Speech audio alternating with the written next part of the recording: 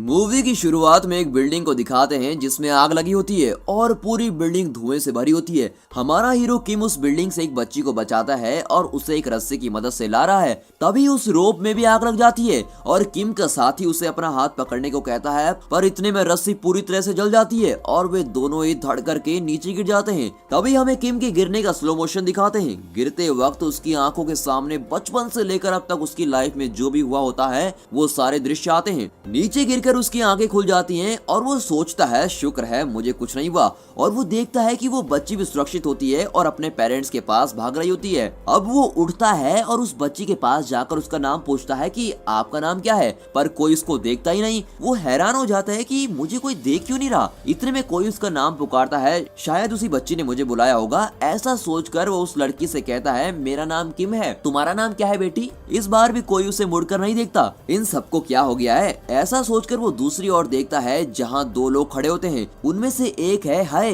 जो ऊंचे कद का आदमी है और उसने कोट पहना होता है।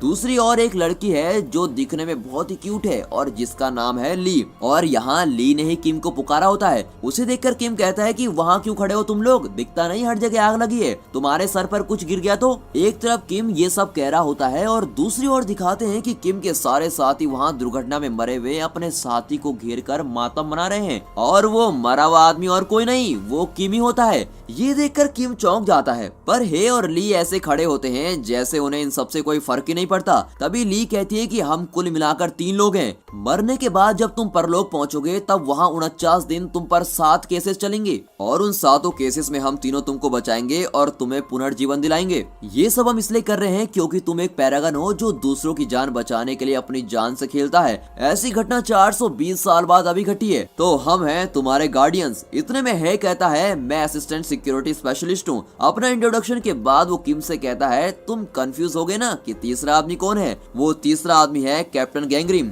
वो तुम्हारे क्रियाक्रम के लिए गए हैं, पर जहाँ तक मुझे पता है वो खाने के लिए गए होंगे। इस तरह वो मजाक कर रहा होता है। फिर दिखाते हैं कि आसमान से साइक्लोन जैसा कुछ आता है जो किम को खींच ले जाता है। तभी किम रियलाइज करता है कि अब वो बिल्कुल मर चुका है और उसकी आत्मा ऊपर जा रही होती है। फिर भी उसे विश्वास नहीं होता। वो चिल्लाने लगता है कि मैं अपनी माँ को देखना चाहता हूँ, उससे अभी बात करना चाहता हूँ, पर वो साइक्लोन उसको खींचकर ऊपर ले जा रहा होता है। कट करके गैंगरिम को दिखाते हैं जो गार्डियंस का कैप्टन है। जैसा है ने कहा था बिल्कुल उसी तरह गैंगरिम खाना खा रहा होता है। लगता है उसे खाना अच्छा नहीं लगा इसलिए वो थोड़ा खाकर उठ जाता है। तभी वो किम की माँ को देखता है। किम का भाई सुयोंग उसकी माँ के पास जाता है और माँ से कहता है कि चलो माँ हमारे जाने का वक्त हो गया है। कट करके दिखाते हैं कि किम परलोक पहुंच चुका है और वहाँ गेट ऑफ आफ्टर लाइफ यानी परलोक का गेट के बाहर खड़ा है। वहाँ मरे हुए लाखों लोगों की भीड़ लगी हुई होती है। तभी ली अनाउंस करती है कि ये देखो पैरागन आया है, सब साइड को हो जाओ और उसे आने दो। तभी वहाँ गैंगरिम भी आ जाता है। फिर ली एक पर्ची उठाती है और वहाँ रखी एक मूर्ति के मुंह में डालती है। जैसे ही पर्ची अंदर जाती है उस गेट पर एक बड़ा सिंबल नजर आता है। इसे देखकर ली खुशी से उछलने लगती है और किम से कहती है, तुम जरूर 49 दिन चलने वाले 7 केसेस में पास हो जाओगे। और फिर पहले केस की सुनवाई के लिए उस गेट से अंदर जाते हैं। कट करके दिखाते हैं अंदर एक बड़ा ब्रिज है। ब्रिज के दोनों ओर ज्वालामुखी का लावा फैला हुआ होता है। अगर जरा भी बैलेंस मिस हो गया तो लावा के अंदर गिरकर राख होना पड़ेगा। तीनों उस ब्रिज पर चलकर जा रहे होते हैं। तभी हे किम से पूछता है, तुम ठीक से सोचकर बताओ, तुमने कभी किसी का खून तो नहीं किया, फिर हमें इस हेल ऑफ मर्डर यानी कत्ल के नर्क में क्यों लाया गया है। किम कहता है कि उसने ऐसा कुछ भी नहीं किया। इतने में ली कहती है, पर यहाँ तो उसी को लाया जाता है जिसने किसी का खून किया हो। अब गैंगरिम एक्सप्लेन करता है कि कुल मिलाकर 7 पाप होते हैं और इन्हीं 7 पापों का हिसाब गेट के अंदर किया जाता है। कौन सा केस पहले आएगा ये कोई नहीं जानता। ये सिर्फ कोइंसिडेंस की बात है कि किम को पहले कत्ल के नर्क में लाया गया है। तभी किम कहता है कि मैंने तो कीड़े मकोड़ों तक को कभी कोई नुकसान नहीं पहुंचाया है। इतने में गैंगरिम कहता है, खून का मतलब ये नहीं कि तुम डायरेक्ट किसी को मार डालो। अगर तुम्हारे किसी भी काम से किसी की जान गई हो तो वो भी खून ही माना जाएगा।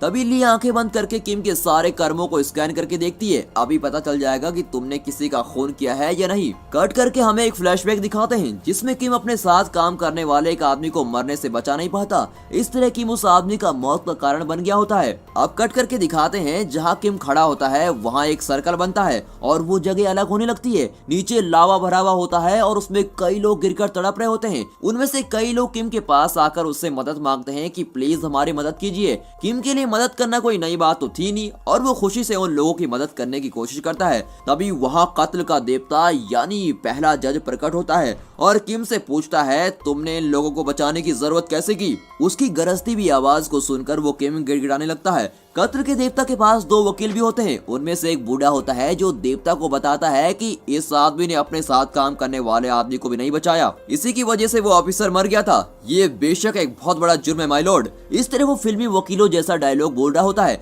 अब दूसरे वकील को दिखाते हैं जो मोटा होता है और देखने में बहुत खाते पीते खानदान का लगता है। उसे कहीं पर भी सो जाने की आदत होती है। अब बूढ़ा वकील आवाज देकर उस मोटे को उठाता है। वो भी नींद से उठकर रटा हुआ डायलॉग बोलता है कि यस योर ऑनर, ये अपने साथी की मौत का कारण बना है और इसे कम से कम 50 साल की सजा तो होनी चाहिए। अब कत्ल का देवता गुस्से में आकर कहता है पता नहीं तुम वकील कैसे बन गए। वो आदमी एक पैरागॉन है जो अपनी जान पर खेलकर दूसरों की जान बचाता है और इसलिए इसे कम से कम सजा मिलनी चाहिए। क्या तुम्हें इतना भी नहीं मालूम? मोटा वकील बहुत शर्मिंदा होता है और अब 50 की जगह 5 साल की सजा के लिए रिक्वेस्ट करता है। अब किम के गार्डियंस उसके पक्ष में बोलते हैं ऑब्जेक्शन योर ऑनर। ऐसा कहकर गैंगरिम अपनी आर्गुमेंट शुरू करता है। तभी हमें फिर से एक फ्लैशबैक दिखाते हैं जिसमें किम का साथी ऑफिसर उससे कहता है कि तुम मेरी फिक्र छोड़ो और दूसरे लोगों को जान बचाने की कोशिश करो। इसके बाद किम उस ऑफिसर को वहीं छोड़कर जाता है और उस फायर एक्सीडेंट में फंसे हुए 8 लोगों की जान बचाता है। गैंगरिम ये सारी डिटेल्स कत्ल के देवता को बता रहा होता है। ये सुनकर कत्ल का देवता कन्विंस हो जाता है और कहता है तुमने अपने साथी को नहीं बचाया, ये तुम्हारी गलती जरूर थी, पर उस दिन तुमने 8 लोगों को जो बचाया इससे मैं काफी खुश हूँ और तुम्हारी कोई गलती थी भी नहीं। इस पहले इम्तिहान में तुम पास हो और तुम अगले केस की सुनवाई के लिए आगे बढ़ सकते हो। अब कट करके दिखाते हैं कि किम और उसके गार्डियंस अगले केस के लिए दूसरे देवता के पास जा रहे होते हैं। तभी ली कहती है अगले केस में तो तुम बहुत आसानी से पास हो जाओगे क्योंकि अब हम जिनके पास जा रहे हैं वो है आलसी लोगों को सजा देने वाली देवी। पर तुम तो अपनी ड्यूटी के लिए हमेशा बहुत दौड़ भाग करने वाले आदमी हो, इसलिए तुम इस इम्तिहान में आसानी से पास हो जाओगे और कोई दिक्कत भी नहीं होगी। एक्चुअली तुम हमारे 48वें पैरागन हो। अगर हम तीनों ने 49 पैरागन को पुनर्जीवन दिलवा दिया तो हमें भी पुनर्जीवन मिल जाएगा। ली की इन्हीं बातों के बीच वो लोग अगले देवता के गेट पर पहुंच जाते हैं। अंदर जाकर किम के गार्डियंस उसकी खूब प्रशंसा करते हैं कि किम ने सभी की मदद की है, उसने अपने बारे में नहीं सोचा, वो हमेशा दूसरों की भलाई करता है, अपनी ड्यूटी में भी खूब मेहनत करता है, एटसेट्रा एक्स्ट्रा बोलते रहते हैं। ये सारी बातें सुनकर वहाँ की देवी कहती है तुम्हें कोई सजा नहीं मिलेगी, तुम जैसा अच्छा और मेहनती आदमी मैंने आज तक नहीं देखा, तुम्हारी तो यहाँ एक मूर्ति खड़ी करनी चाहिए। देवी शायद कुछ ज्यादा इम्प्रेस हो गई होती है। फिर वो किम से पूछती है तुमने ये सब क्यों किया। अब किम तो दूध का धुला हुआ है और सच के सिवा उसको कुछ बोलना आता नहीं। वो कहता है कि मैंने ये सब पैसों के लिए किया था। बस फिर क्या, गार्डियंस की सारी मेहनत पर पानी फिर गया होता है। देवी गुस्से में आकर कहती है सिर्फ पैसों के लिए तुमने ये सब किया, तुम्हें सजा जरूर मिलेगी। ऐसा कहकर वो उस लड़की की बोट को अलग कर देती है जिस पर किम खड़ा हुआ होता है। वो अकेला उस पर बहुत दूर जा रहा होता है। वो जिस ओर जा रहा होता है वहाँ भारी पत्थरों से बनी एक मशीन चल रही होती है जिसके नीचे हजारों लोग कुचल रहे होते हैं। उसे देखकर किम बहुत घबरा जाता है। तभी गैंगरिम और हे उसे बचा लेते हैं और उस देवी से पूरी बात बताते हैं कि उसने ऐसा क्यों किया था। एक्चुअली किम की माँ बहुत बीमार थी, इतना ही नहीं उसके भाई की कॉलेज फीस भी बहुत ज्यादा थी, इसलिए किम को दिन रात एक करके काम करना पड़ता था। इसलिए उसने कहा था कि वो पैसों के लिए ये सब कर रहा था। इस तरह किम के गार्डियंस उस देवी को पूरी कहानी विजुअल में दिखाते हैं। विजुअल देखकर देवी फिर से मेहरबान हो जाती है और कहती है बच्चे तुम सचमुच अच्छे इंसान हो, लो मैं तुम्हें इस एग्जाम में पास करवाती हूँ। इस तरह किम अब 2 केस में पास हो जाता है और अब अगले की ओर बढ़ते हैं। कट करके दिखाते हैं कि वे तीसरे गेट की ओर एक बोट में जा रहे होते हैं। तभी वहाँ कई मॉन्स्टर्स उन पर हमला करते हैं, पर गैंगरिम और उसके साथी उनसे खूब लड़ते हैं और किम को उनसे बचाते हैं। तभी गैंगरिम किम से कहता है कि तुम्हारे परिवार में कोई मर गया है और उसकी आत्मा धरती पर ही घूम रही है, उसी की वजह से ऐसे मॉन्स्टर्स हम पर अटैक कर रहे हैं। अगर ऐसा ही चलता रहा तो पुनर्जीवन के लिए दिया गया टाइम जल्दी खत्म हो जाएगा, पर इसका सोल्यूशन है मेरे पास। मैं अभी धरती पर जाकर देखता हूँ कि वो आत्मा किसकी है और उसे ठिकाने लगा कर आता हूँ। तब तक हे और ली तुम्हारा ख्याल रखेंगे। इस तरह किम को दूसरे गार्डियंस को सौंपकर गैंगरिम धरती के लिए निकलता है। कट करके धरती को दिखाते हैं जहाँ किम के परिवार का एक सदस्य मर गया है और वो और कोई नहीं, वो किम का भाई सुयोंग ही होता है। फिर गैंगरिम अपनी तलवार निकालता है और उस सुयोंग की आत्मा को परलोक ले चलता है। पर वो सुयोंग अपने भाई जैसा मासूम नहीं होता।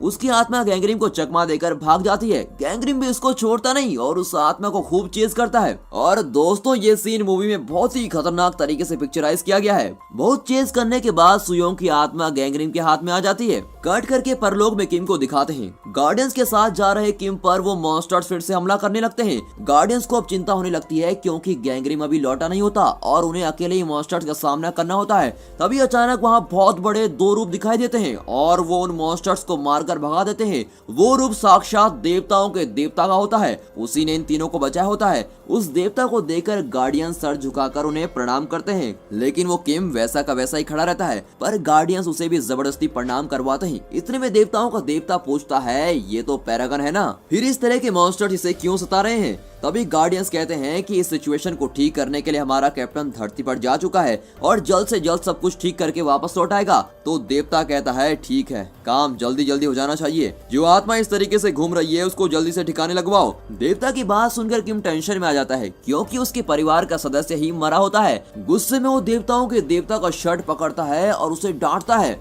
ये देखकर गार्डियंस टेंशन में आ जाते हैं कि ये कर क्या रहा है और जल्दी से किम को देवता से दूर करते हैं। फिर वे देवता से माफी मांगते हैं पर देवता किम को कुछ नहीं करता।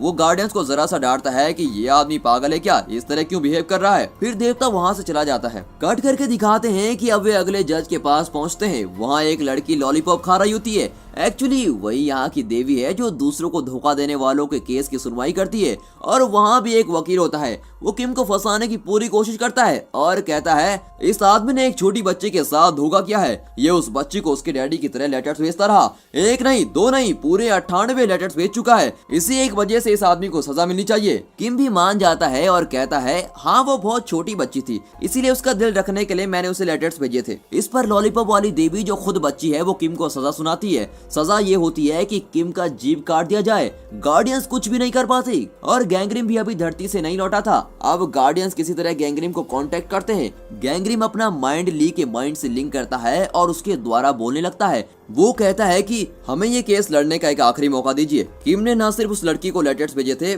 बल्कि अपने खुद की माँ को भी 15 साल तक ये झूठे लेटर्स भेजता रहा। उन लेटर्स को पढ़ते पढ़ते इसकी माँ, जिसे डॉक्टर्स भी जवाब दे चुके थे, वो बिल्कुल ठीक हो गई थी और घर से दूर रहकर भी ये अपनी माँ को खुश रखने के लिए उन्हें झूठे लेटर्स लिखता रहा कि माँ मैं बहुत खुश हूँ, मेरी शादी हो चुकी है और मैं बहुत अच्छी जिंदगी जी रहा हूँ। ये सब पढ़कर इसकी माँ बहुत खुश हो गई थी। बिल्कुल इसी तरह का असर उस छोटी बच्ची पर भी था जिसको इसने लेटर्स लिखे थे। अपने पापा के मर जाने के बाद वो बहुत दुखी थी। इसके लेटर्स पढ़कर वो बहुत खुश होती थी और अपने दुख से बाहर आ गई थी। इसी तरह से गैंगरिम किम की पूरी सच्चाई बताता है। सारी सच्चाई सुनकर लॉलीपॉप देवी कहती है, किम तुम सच में बहुत भले मानुस हो, तुम्हें अभी यहाँ से पास करवाती हूँ और तुम अगले केस की तरफ बढ़ सकते हो। कट करके एक जंगल को दिखाते हैं जहाँ तीनों चल रहे हैं। तभी वहाँ गैंगरिम पहुँचता है और किम से कहता है, मैंने तुम्हारी माँ को देखा और वो बिल्कुल ठीक है, तुम्हारा भाई भी बिल्कुल ठीक है। ये सुनकर किम खुश हो जाता है कि चलो भाई शुक्र है मेरे परिवार में किसी को कुछ नहीं हुआ। तभी गैंगरिम दोनों गार्डियन से कहता है कि सुयोंग मर गया है पर ध्यान रखें कि किसी को इस बात की खबर ना हो। ऐसा कहकर वो फिर से धरती के लिए रवाना हो जाता है। कट करके दिखाते हैं कि सुयोंग के साथ क्या हुआ था।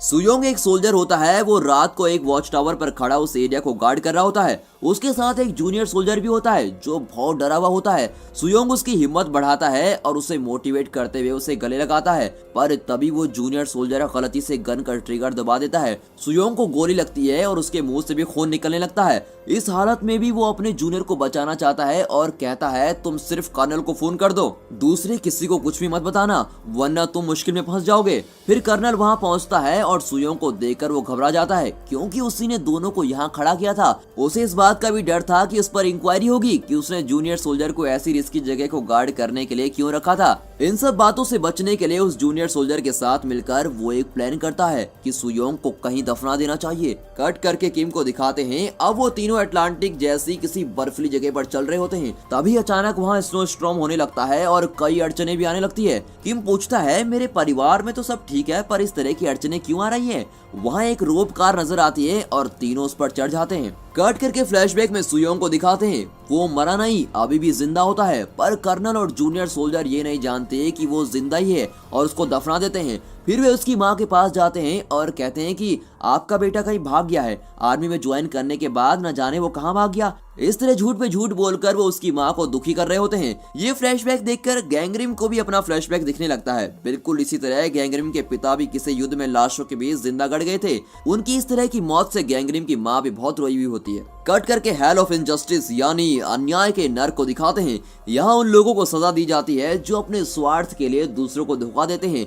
ऐसे लोगों को यहाँ एक कांच के बॉक्स में बंद करके फ्रीज कर देते हैं और उन्हें बहुत टॉर्चर किया जाता है। ये सारी डिटेल्स ली बता रही होती है। कट करके अगले सीन में तीनों को एक रोप कार में जाते हुए दिखाते हैं। तभी न जाने है कि इन ख्यालों में खो जाता है और वो किम को बता देता है कि उसका भाई मर चुका है। ये सुनकर किम चौंक जाता है। उसी वक्त उस रोप कार का रोप कट जाता है और कार एक तरफ से लटक जाती है। अपना किम तो फायर फाइटर है, वो बड़ी खूबी से खुद को और अपने गार्डियंस को बचा लेता है। अब वो ठान लेता है कि वो पुनर्जीवन पाकर ही रहेगा।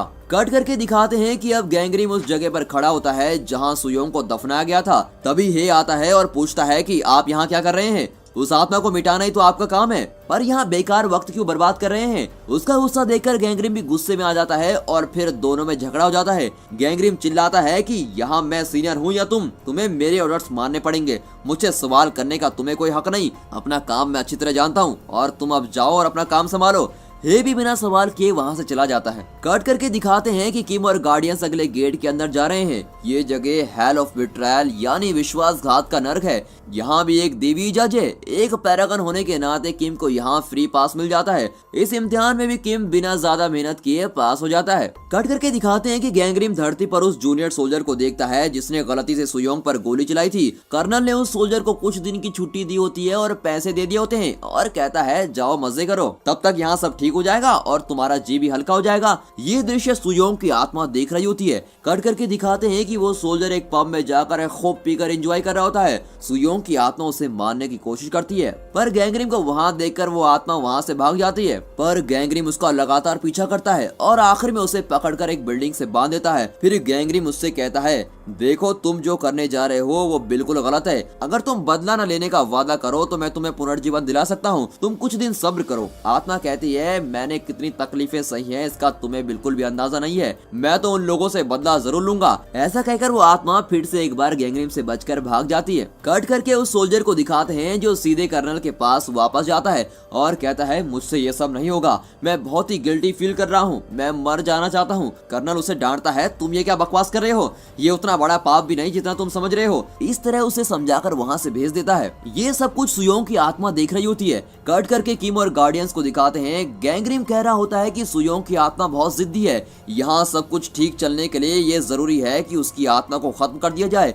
ये सुनकर किम दौड़कर चला आता है और गैंगरिम के पैरों पर गिरता है कि प्लीज मेरे भाई को कुछ मत करना, उसे भी यहाँ लाकर पुनर्जीवन दिला दीजिए ना। इस तरह किम गैंगरिम से विनती करने लगता है। कट करके दिखाते हैं कि धरती पर रात हो चुकी है। तब वो जूनियर सोल्जर किम के घर जाता है और किम की माँ के सामने शराब पीने लगता है। ये देखकर किम की माँ दरवाजा बंद कर देती है। फिर वो सोल्जर एक पर्ची घर के अंदर डालकर वहाँ से भाग जाता है। किम की माँ उसे खोलती है तो उसमें एक मैप होता है जिसमें एक जगह पर एक्स मार्क होता है और एक्स मार्क वाली जगह पर सुयोंग को दफनाया गया था। कट करके दिखाते हैं कि जूनियर सोल्जर खुद को फांसी लगाने की कोशिश कर रहा होता है। ये दृश्य गैंगरिम और सुयोंग की आत्मा दोनों ही देख रहे होते हैं। तब सुयोंग उस सोल्जर के बारे में समझ जाता है और उसे यकीन हो जाता है कि इसने अनजाने में ही गोली चलाई थी और उस घटना के बाद बेचारा बहुत ही पछता रहा होता है। इसे मैं मरने नहीं दूंगा। ऐसा सोचकर सुयोंग की आत्मा गैंगरिम से उस आदमी को किसी तरह बचाने को कहती है। तब गैंगरिम उससे कहता है कि मुझसे प्रॉमिस करो कि तुम मेरी बात मानोगे तभी मैं इसे बचाऊंगा। सुयोंग की आत्मा मान जाती है। फिर गैंगरिम उस सोल्जर को बचा लेता है। कट करके दिखाते हैं कि किम को हेल ऑफ आइसलैंड आया गया है। यहाँ पत्थर के दो रूप खूब लड़ रहे होते हैं। उनमें से एक पत्थर बड़ा है और दूसरा छोटा है। बड़ा पत्थर छोटे पत्थर को खूब पीट रहा होता है। इस दृश्य का मतलब यह है कि बचपन में किम ने अपने छोटे भाई को खूब पीटा होता है। तब उसकी माँ बहुत बीमार थी। उस वक्त किम ने अपनी माँ की जान लेने की कोशिश भी की थी। सुयोंग ने उसे रोकने की कोशिश की होती है और इसी वजह से किम ने सुयोंग को खूब पीटा होता है। भाई को खूब पीटकर किम घर छोड़कर भाग गया होता है। ये सब जानने के बाद हेल ऑफ आइसलैंड का देवता कहता है इसको तो सजा जरूर मिलनी चाहिए। फिर किम को सजा के लिए तैयार किया जाता है। अब ली गैंग्रीम से मदद मांगती है और गैंग्रीम फिर से उसके माइंड से लिंक करता है और ली के माध्यम से बोलने लगता है। वो कहता है कि यह हमारा लास्ट गेट नहीं है, इसके आगे भी एक गेट है जिसे हमें पार करना है। इन इल्जामों का हिसाब किताब हम उस 7वें आखिरी गेट पर कर लेंगे। देवता गैंग्रीम की यह बात मान जाता है और कहता है कि अगर उस आखिरी गेट पर ये सारे इल्जाम सही साबित हुए तो किम की सजा दुगनी हो जाएगी और यही नहीं, तुम तीनों को भी कभी पुनर्जीवन नहीं मिलेगा और तुम्हारी सारी पावर छीन ली जाएंगी। गार्डियंस कुछ देर सोचते हैं और आखिर में फिर मान ही जाते हैं। कट करके धरती पर गैंग्रीम को दिखाते हैं। वो सुयोंग की आत्मा को उसी के शरीर में जाने को कहता है। उसकी आत्मा वैसे ही करती है और सुयोंग जिंदा हो जाता है। कट करके किम की माँ को दिखाते हैं जो उस मैप को लेकर सुयोंग को ढूंढ रही होती है। वो कर्नल के पास जाती है और उसे मैप दिखाकर कहती है मेरा बेटा कहीं नहीं भागा है, वो इसी जगह पर है। इस पर कर्नल शॉक हो जाता है और वो किम की माँ को वहाँ से भगाने की कोशिश करता है। ये देखकर सुयोंग क्या चुप बैठने वाला था, वो फिर से आत्मा का रूप ले लेता है और कर्नल को साइक्लोन की तरह अटैक करने लगता है। गैंग्रीम भी उसे कंट्रोल नहीं कर पाता और हे को अपनी मदद के लिए बुलाता है। दोनों मिलकर बड़ी मुश्किल से सुयोंग को शांत करवाते हैं। कट करके दिखाते हैं कि अब किम आखिरी गेट के अंदर जा चुका है। यहाँ का जज है देवताओं का भी देवता। ये वही देवता है जिसकी शर्ट पकड़कर किम ने बुरी तरह से उसको डांटा होता है और यही आखिरी जज भी होता है और वो किम को झट से सजा सुनाने लगता है। गैंग्रीम पूछता है हे देवता, बिना सुनाए कि आप सजा कैसे सुना सकते हैं? तो देवता कहता है इसने अपनी माँ की जान लेने की कोशिश की थी।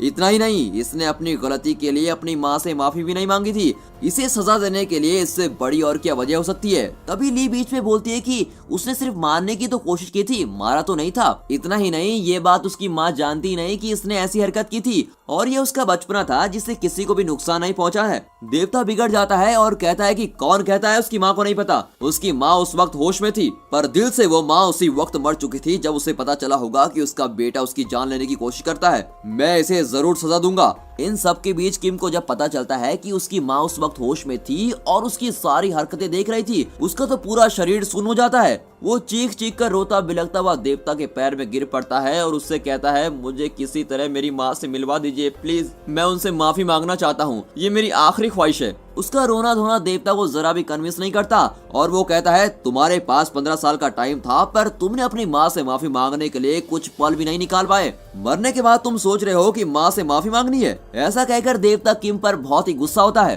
कट करके दिखाते हैं कि सुयोंग और गैंग्रीम नीचे धरती से किम और देवता की बातें सुन रहे होते हैं। कट करके देवताओं के देवता को दिखाते हैं जिसके चारों ओर भूकंप हो रहा होता है। तभी वहाँ की मिट्टी में किम की माँ का रूप दिखता है। एक्चुअली सुयोंग की आत्मा उसकी माँ के सपने में जाकर कहती है कि माँ मैं अब तुमसे नहीं मिल पाऊंगा, अब मुझे परलोक में नौकरी मिल गई है। इस पर उसकी माँ रोते हुए उसे विदा करती है। तब सुयोंग माँ से कहता है तुम्हें याद होगा कि कई साल पहले किम भैया ने तुम्हें जान से मारने की कोशिश की थी। तुम शायद भूल भी गई होगी पर किम कई सालों से इस बात पर पछता रहा है। बचपन में की गई उस गलती के लिए वो वहाँ दिन रात काम कर रहा था और हमें पैसे भी भेज रहा था। वो हर दिन उस बात को सोचकर मर रहा है। इस तरह सुयोंग किम के बारे में अपनी माँ को बता रहा होता है। उसकी माँ कहती है मुझे उससे कोई शिकायत नहीं है, गलती तो मेरी ही थी कि मैं तुम दोनों की देखभाल ठीक तरीके से नहीं कर पाई। मुझे माफ कर दो बेटा, प्लीज माफ कर दो। ऐसा कहकर वो सुयोंग को गले लगाकर रोने लगती है। ये पूरा दृश्य परलोक में किम, गार्डियंस और वो देवताओं का देवता देख रहे होते हैं। इस पर किम अपनी माँ के रूप को गले लगाकर खूब रोने लगता है और अपनी माँ से माफी मांगता है।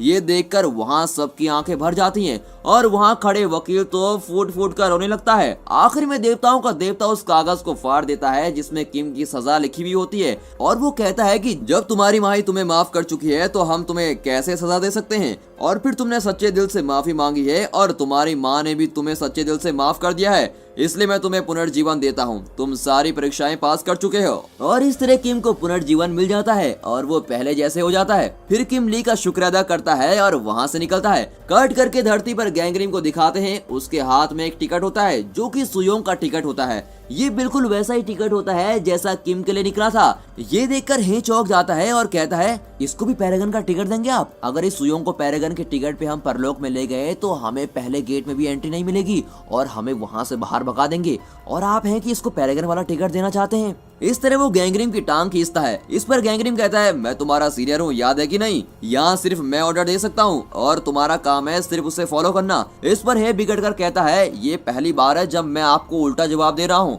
इससे पहले मैंने आपकी कभी बात टाली है क्या? उसका सवाल सुनकर गैंगरिम सोच में पड़ जाता है। तभी उसे रियलाइज होता है कि एक बार पहले जब हे ने उसका ऑर्डर फॉलो करने से इनकार किया था, वो एक्चुअली हे नहीं था। देवताओं के देवता हे का रूप लेकर गैंगरिम से झगड़ा किया हुआ होता है और देवताओं ने इसलिए ऐसा किया होता है क्योंकि धरती पर जिस काम के लिए गैंगरिम आया था उसे पूरा किए बगैर वो बेवजह सुयोंग की आत्मा के साथ लुका छिपी खेलकर वक्त बर्बाद कर रहा था। ये बातें अब गैंगरिम साफ साफ समझ जाता है। कट करके किम की माँ को दिखाते हैं, उसके नाम एक पार्सल आया होता है और उस पार्सल को गैंगरिम डिलीवर करता है। उस पार्सल में एक राइस कुकर होता है जो किम ने अपनी माँ के लिए खरीदी थी। कुकर के अंदर एक चिट्ठी होती है जो किम ने आखिर में अपनी माँ को लिखी थी। उस चिट्ठी में किम ने अपनी माँ से अपनी सारी गलतियों के लिए माफी मांगी होती है और उसमें ये भी लिखा होता है कि उसने माँ को जान से मारने की कोशिश क्यों की थी। उस वक्त वो बहुत कम उम्र का था, उसकी माँ बहुत बीमार थी और उसके बचने का कोई चांस नहीं था। इसीलिए किम अपनी सोती हुई माँ को बिना तकलीफ दिए मारकर खुद को और अपनी फैमिली को भी खत्म करने वाला था और यही उसका प्लान था। पर उस दिन सुयोंग ने उसे देख लिया था और इसी वजह से वो घर छोड़कर भाग गया था।